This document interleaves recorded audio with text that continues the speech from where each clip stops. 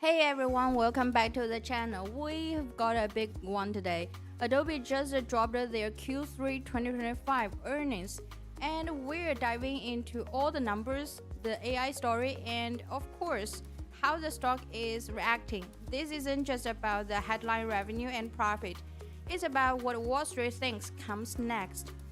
Adobe raised the guidance. They raised the guidance. They are leaning hard into AI, but competition is heating up too.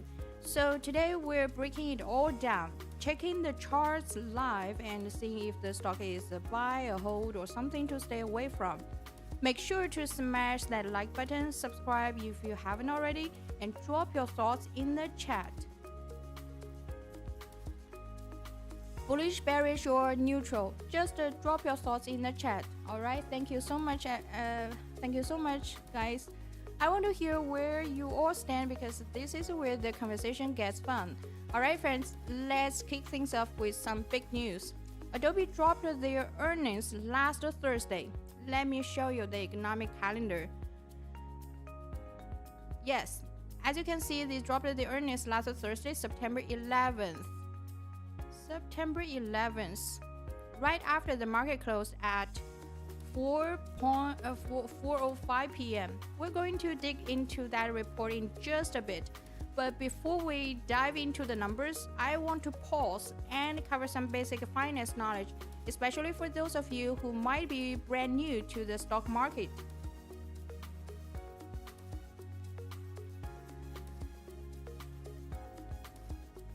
Now, don't click away just yet. I know when you hear finance basics, it might sound boring. Yes, at first it sounds very boring. But trust me, once you understand these building blocks, the news and the reports you see every day will start to make a lot more sense.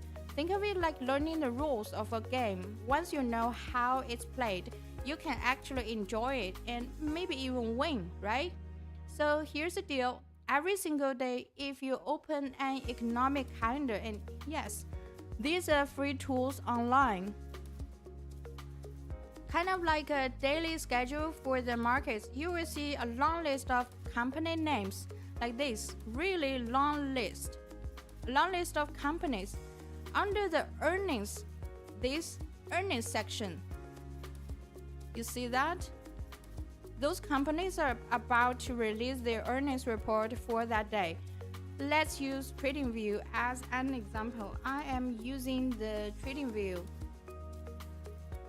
So they break things down into four main sections: the economic, earnings, revenue, and dividends. Don't worry, we're not going to cover all of that today. That would be like trying to eat the entire buffet in one setting. Now we're just going to focus on earnings reports because that's a headline when companies like Adobe release their results. Alright? So what exactly is an earnings report? Is it the same thing as a financial report? Not quite. The financial report is a big official document, hundreds of pages sometimes, that covers everything from balance sheets to cash flow. The earnings report, on the other hand, is like the highlight reel. It's a short version companies give to investors every quarter to show how much money they made, what they spent, and whether they beat or missed Wall Street expectations. And here's where some folks get confused. What's the difference between an earnings report and a revenue report? Earnings are basically the profit, what's left after you subtract costs, expenses, taxes, the whole kitchen sink. Meanwhile, revenue is the total money a company brings in before subtracting anything. To use a simple example, let me explain that in a very simple example. If you run a lemonade stand, let's say, and you make $100 in sales, that's your revenue. But if you spend $6 on lemons, sugar, and cups, your earnings or profit is only $40, right? That's the money you actually keep. So next time you hear CNBC shouting about a company beating earnings expectations, what they really mean is the company made more profit than analysts were predicting. Simple as that. Now today our focus is mainly on earnings reports, not economic events or dividends, and not the revenue, but oh, excuse me. But since we are already looking at the economic calendar page, let's not skip over them. Let's quickly break down what those sections actually mean, because they pop up all the time and can be confusing if you're new. First up, economic events. These are big scheduled announcements that come out of government agencies or central banks. Think of things like the job report, inflation numbers, interest rate decisions, or GDP growth. When you see those names on the calendar, that's basically Wall Street's version of game day. Why? Because these numbers can shake the whole market. If inflation comes in harder than expected, stocks might drop. If jobs numbers are weak, the Fed might rethink its interest rate moves. So for beginners, just remember the economic section is all about the big picture of the entire economy, not just one company. It's like checking the weather forecast before you plan a picnic. You need to know if it's sunny, rainy, or stormy, right? Before deciding what to do next.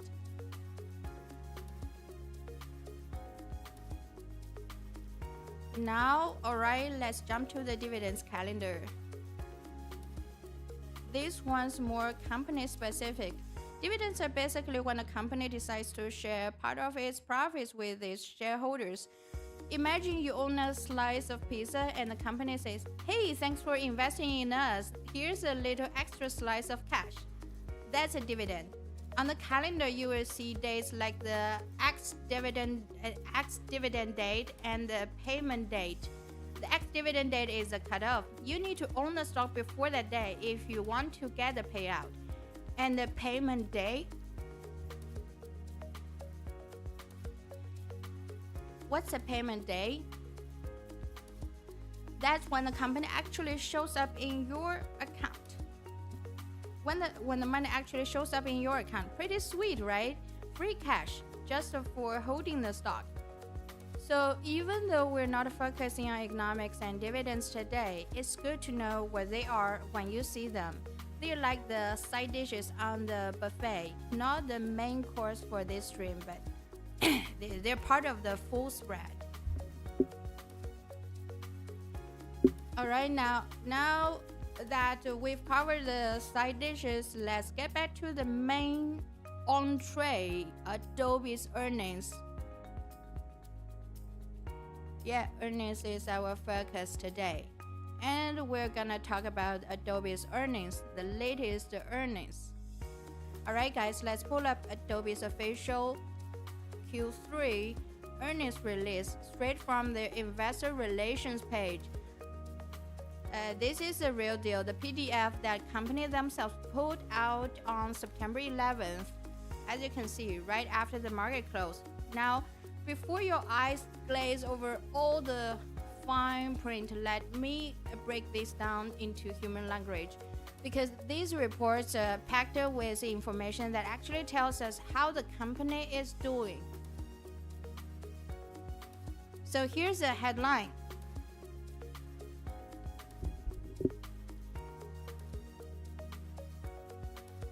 Adobe crushed another record quarter. What does it mean? They reported revenue about $5.99 billion, right, which is up 11% compared to the same quarter last year. That's a solid double-digit growth. Think about it, in a year where tech spending has been under pressure, they're still expanding at that pace. And let's talk profit. On a GAAP basis, that's the official accounting method. GAAP basis, the official accounting method, they earned $4.18 per share. But on a non-GAAP, non-GAAP basis, a non-GAAP basis, which adjusts for things like stock-based compensation and other one-time costs, they earned $1.31 per share. So, here for beginners, GAAP is like the strict rule book, while non-GAAP is more like the cleaned up version that shows the core business performance. Both matter, but Wall Street often looks at the non-GAAP numbers to see how the business is really trending. Cash flow also came in strong at $2.2 billion. It means Adobe is not just booking revenue on paper, they are actually bringing in real cash, which is what keeps the lights on and funds future growth. Now here's something that really jumped out at me. Adobe's remaining performance obligations, or RPO. Let me repeat that. The remaining performance obligations, RPO, hits over $20 billion, specifically $20.44 billion. So for anyone who new to this, RPO basically represents future revenue the company has already locked in from contracts.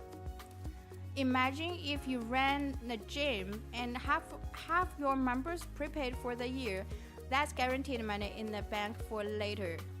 For Adobe, around $20 billion means their pipeline is stuffed with business they can count on.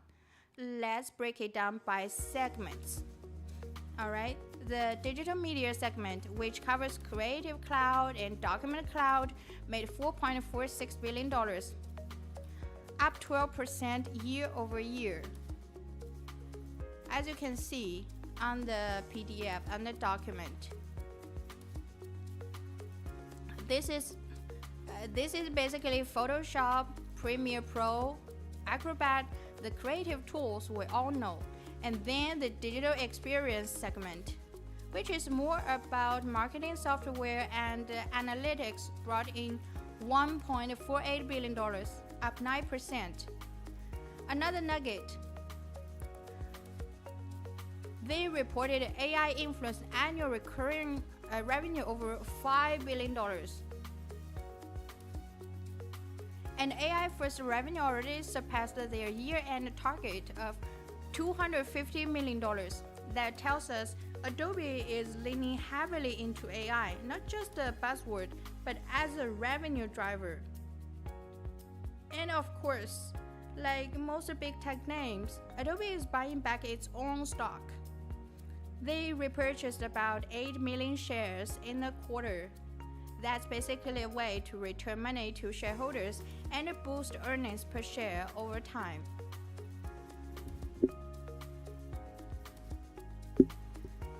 And looking ahead, Adobe is raising guidance.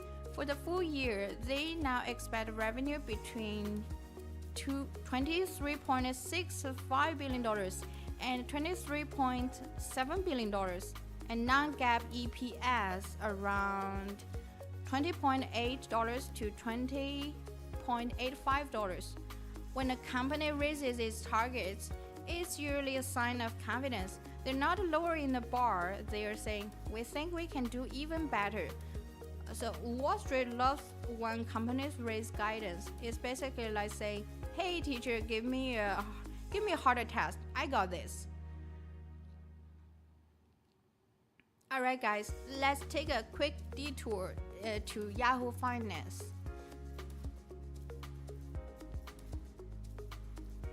They've got a neat summary of Adobe's Q3 2025 earnings call highlights. We could dive into the official PDF slides, but honestly, why not review this article first? Maybe we will juggle both side by side. We will see how wide we want to get tonight. So here's the positive side of the story first. Adobe, let me maybe go back to the PDF maybe.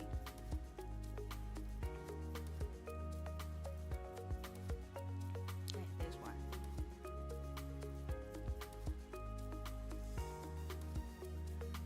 I hope you all can see it clearly.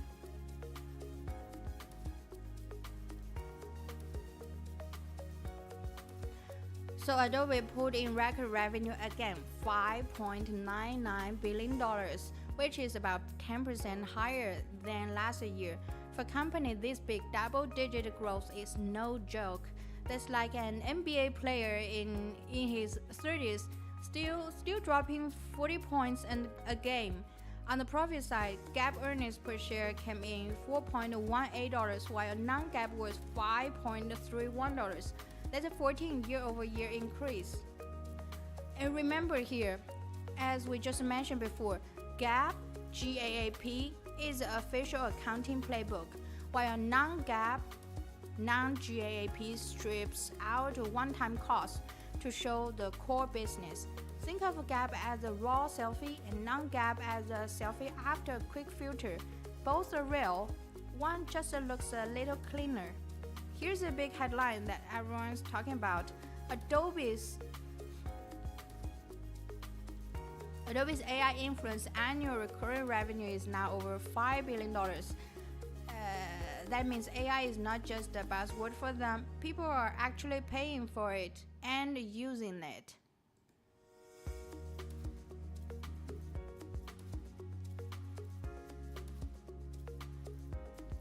Their creative tools from Photoshop to Premiere Pro are packed with AI features, and customers are eating it up. And digital media segment, that's Creative Cloud, Document Cloud, the stuff you and I actually use, hit $4.46 billion in revenue, up 11% year over year.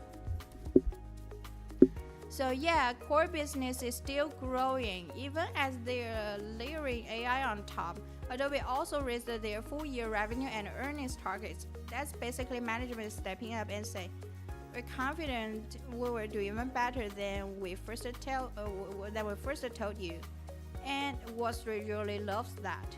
Now, let's balance the scales and look at some of the risks Yahoo Finance pointed out.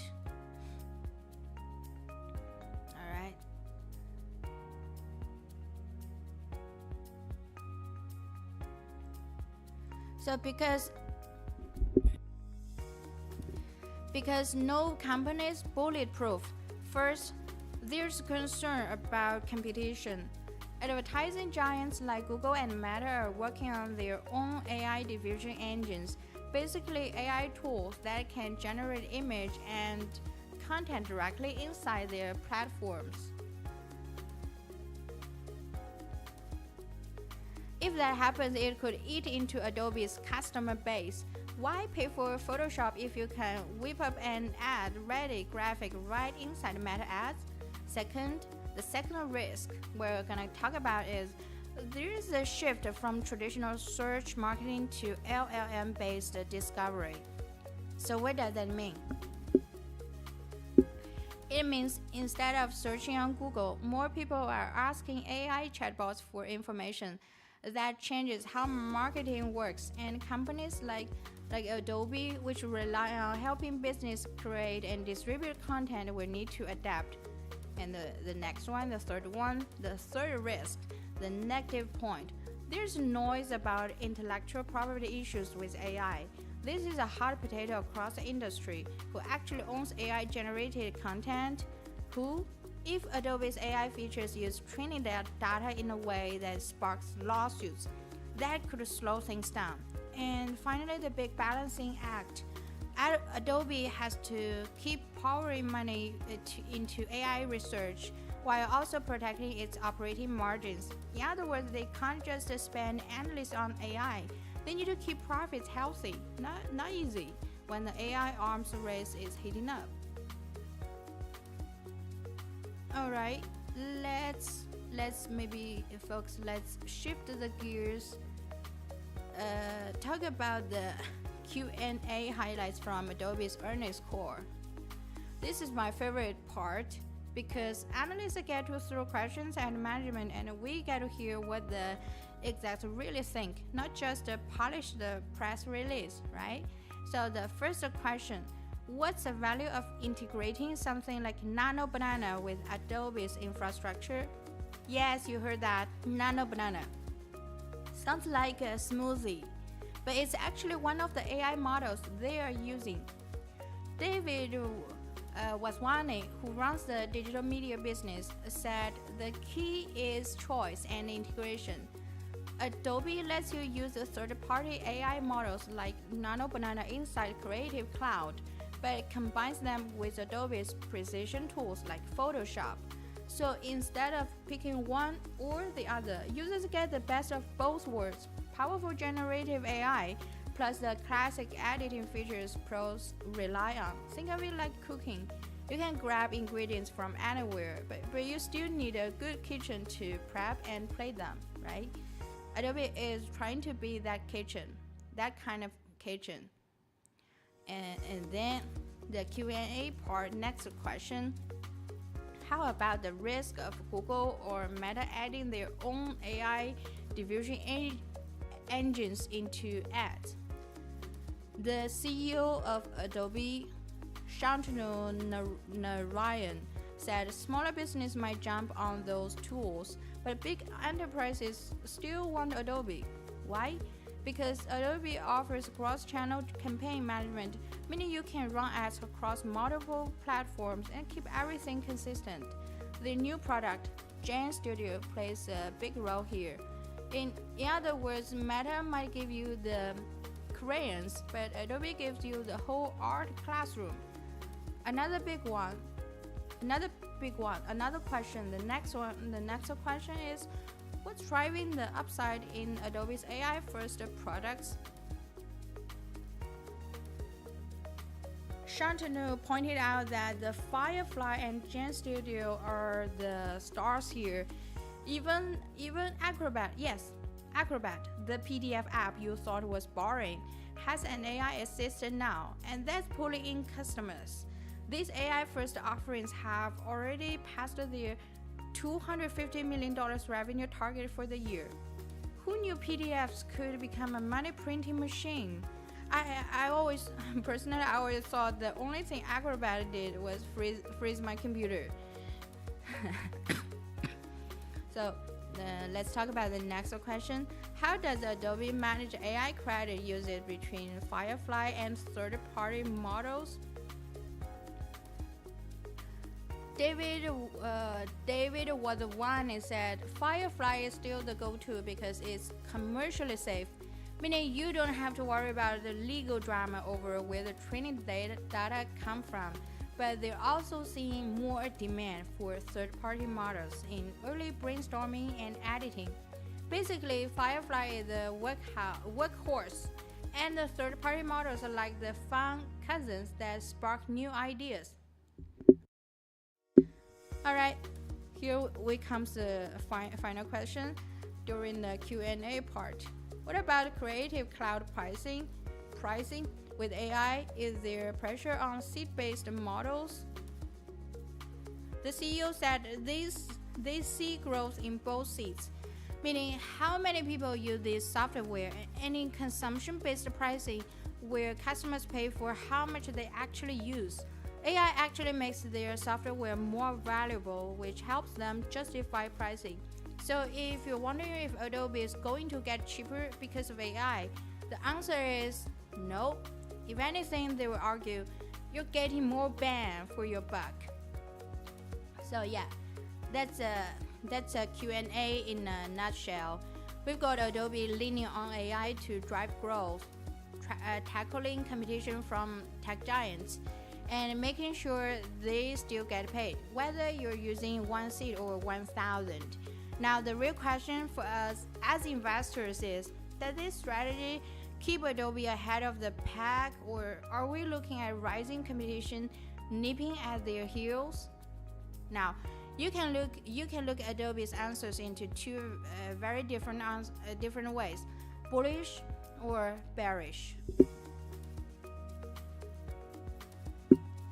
So let's play both sides. On the bullish side, Adobe's strategy is all about integration and choice. They're letting customers use third-party models like Nano Banana inside Creative Cloud, while still giving them access to precision tools like Photoshop. That's sticky.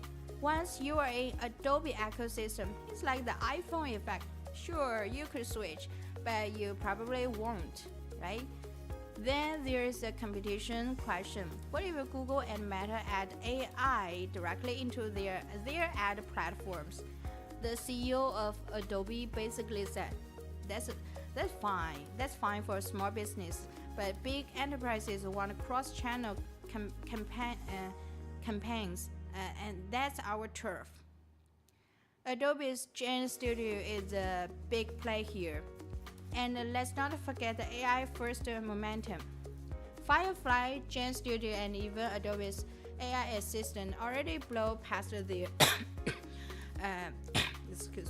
$250 million revenue target. Yes, Adobe Acrobat. I'm talking about Acrobat. Yes, the app we all thought was just for opening PDFs is now making serious money. Finally, pricing power. Adobe says AI actually makes their software more valuable. Don't expect cheaper subscriptions. They will raise prices, and customers will still pay because value is there. Wall Street loves that. Pricing power is like catnip for investors. But here's the bearish spin. What if Google and Meta really do make AI design tools free inside their ad platforms? Smaller businesses might just skip Adobe entirely. Why pay for Photoshop if you can hit a Make Me an Ad button in Facebook? And let's talk about marketing. Traditional search is losing ground to AI chatbots.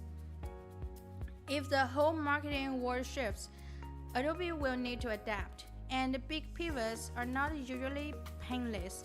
It's like training for football your whole life, and suddenly the league says, "Oh, sorry, we are all playing basketball now." That's so hilarious. There's also the constant legal buzz about intellectual property and AI training data. Even if Firefly is commercially safe, lawsuits and bad headlines could spook customers. And don't forget, building AI is expensive. If they spend too much and margins shrink, Wall Street will not be happy. Investors love growth, but they really love fat profits. So where does that leave us? The neutral view is that Adobe has a clear playbook.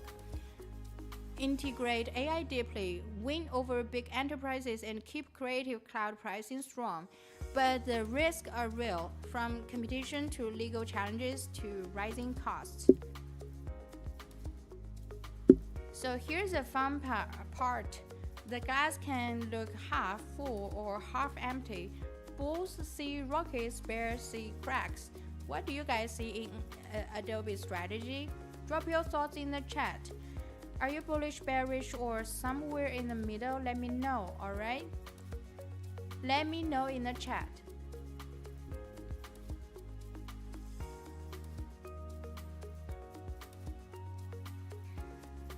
Alright guys, let's break down how the market reacts since Adobe dropped its earnings last Thursday. The numbers were strong, no doubt about it, but sometimes the market reaction tells us just as much as the earnings themselves. Here's what went down. Right after the report hit, Adobe stock popped in after hours trading, up around 2 to 4% at one point. Why? Let me pull up the Adobe's chart.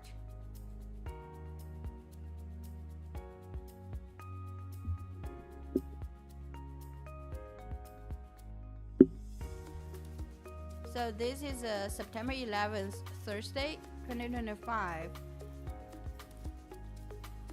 As you can see, the stock price just jumped up around 2 to 4%. The reason? Very simple. They beat Wall Street expectations on both revenue and earnings per share. Revenue came in at $4.99 billion versus $5.91 billion expected, and EPS landed at $5.31 versus $5.18 forecasted. When a company clears that bar, Wall Street usually gives a little applause. Now in after hours, this is after hours, the stock touched about after hours 350.49. That's a nice move. But here's the twist: when regular trading opened, we didn't get fireworks. We saw a bump, sure, but not a huge rally. Some analysts summed it up perfectly: solid, but not a breakout. Why? Well, big picture, Adobe is still down more than 20% year to date. Beating earnings once doesn't erase the pain. Investors want more proof that Adobe's AI bets like Firefly and GenStudio are paying off in a big, sustainable way, and not just in flashy press release. And on the bullish side though, Adobe raised its full-year revenue and profit guidance. That's like the company say, hey, not only did we beat this quarter, we're confident we can keep it going. That kind of forward guidance usually gives investors some comfort. But let's not forget the bearish angle. Competition is heating up. Canva, Meta, Google, they are all experimenting with free or cheaper AI tools. If small businesses can get creative tools bundled into their ad platforms, some might skip Adobe. That risk is real, and Wall Street hasn't forgotten it. So for beginners, when we say guidance, when we talk about guidance, that just means the company's forecast for the future. How much revenue and profit they expect to bring in. If they raise guidance, that's bullish. If they cut guidance, the stock usually tanks. So here's the neutral view.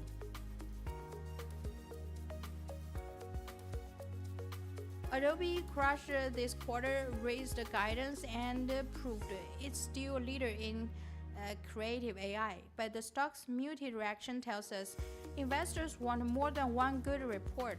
They want consistency, momentum, and defense against the rising competition. It's kind of like Adobe got an A on the exam, but investors were like, cool, but can you also win the science fair, the talent show, and the basketball the game? Now let's pull up the chart and see what's actually happening with the price action. If we look at the chart before earnings, so this is the earnings day, September 11th.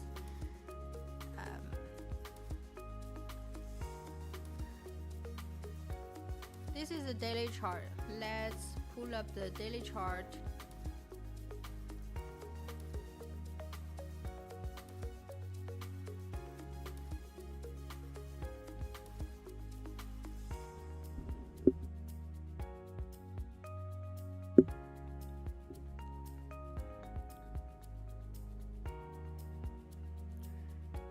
Before earnings, let's look at the chart. Adobe's price was steady before earnings, maybe creeping up a little. Nothing dramatic, that shows cautious optimism.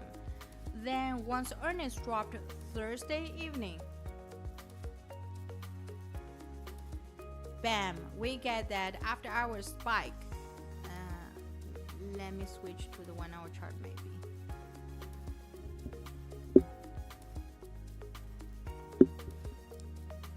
See that? Classic move when earnings beat expectations. Now here's where it gets interesting. When the market opened the next day, price action wasn't as strong. If stock gaps up and holds that gap, that's bullish. But if it gaps up and falls back down, that shows investors are not fully convinced. Let's mark some key levels right now. Adobe is trading around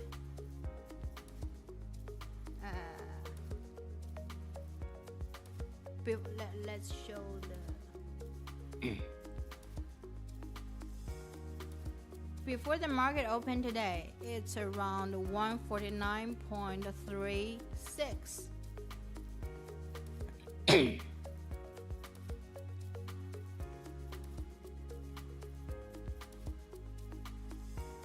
Alright. Resistance is nearly at 352.3.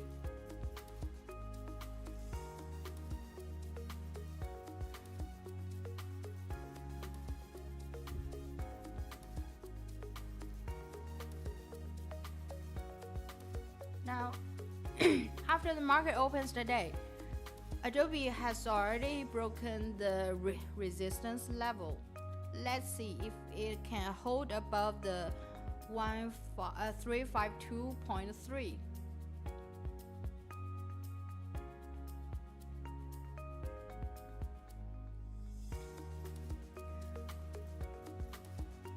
So since the price breaks through those cleanly on high volume, that opens up room toward 360 to 361.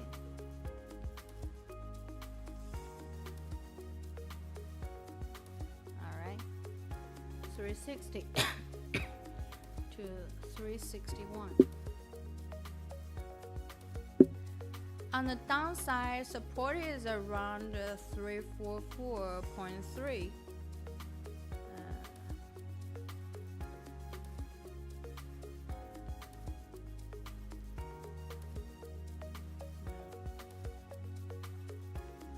Yeah, this is the nearest support. Then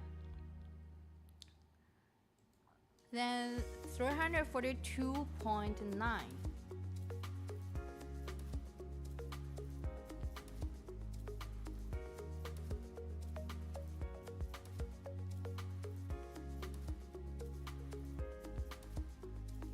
And deeper support around 338.6.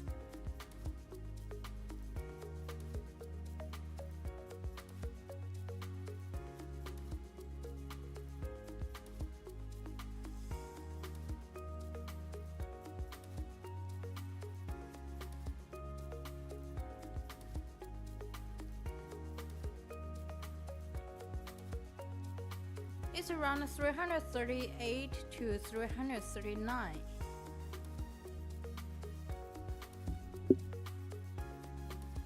And let's not forget the 52-week low at 330.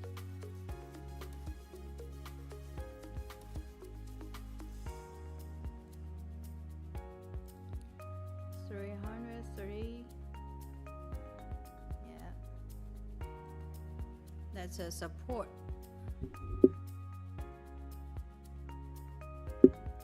That's a support below downside, on the downside.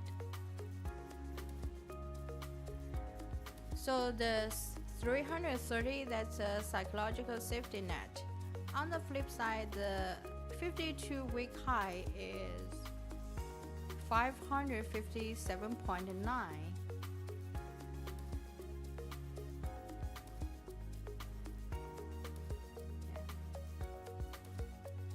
Miles away, but it shows the long-term potential if Adobe can get its mojo back. Long-term, when we zoom out, the long-term picture gives us more perspective. Resistance line up around. Let's maybe switch to the daily chart. We were on the 4 hours chart previously. So we zoom out on the long-term picture gives us more perspective. Resistance line up around 363.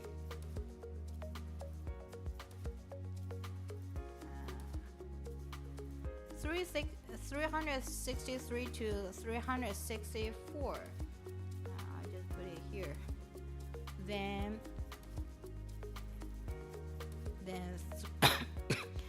oh, excuse me, 377 to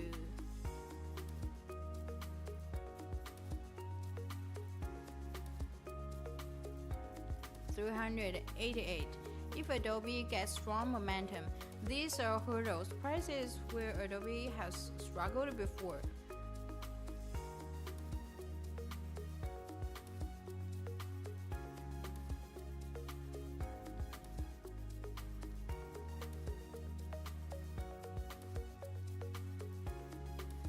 Hey guys, just type something in the chat if you think Adobe breaks 360 today. Drop your comments if you think it stalls out.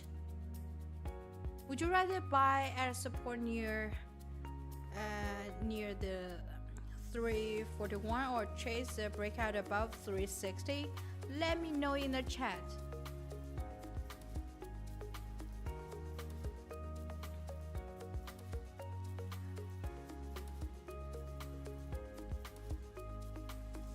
Let me know your thoughts. Let's add some more indicators.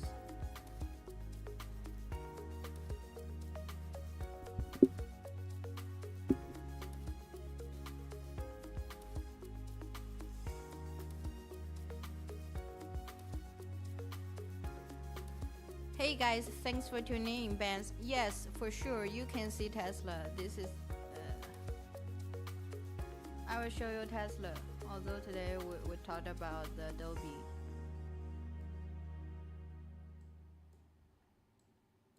Gap up, beautiful.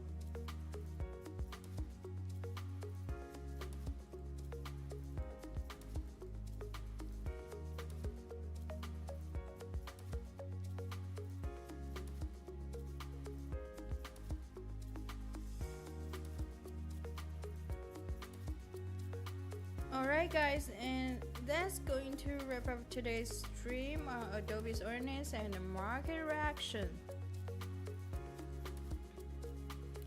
Adobe delivered another solid beat on both revenue and EPS, raised their guidance and flexed their AI growth, but the stock's muted reaction shows investors are still cautious. They want more proof before going all in. We covered the fundamentals, the risk, and the charts from short-term support and resistance to long-term volume zones. Now it's over to you. Do you think Adobe can break above $360 and start a new rally, or will competition weigh it down? If you got value from this stream, make sure to hit that like button, subscribe, and turn on the notification bell so you don't miss our next breakdown. And as always, share your thoughts in the comments after the stream. I read every single one. Thanks for hanging out today. Stay sharp, stay curious, and I will see you in the next one. Thank you so much, guys.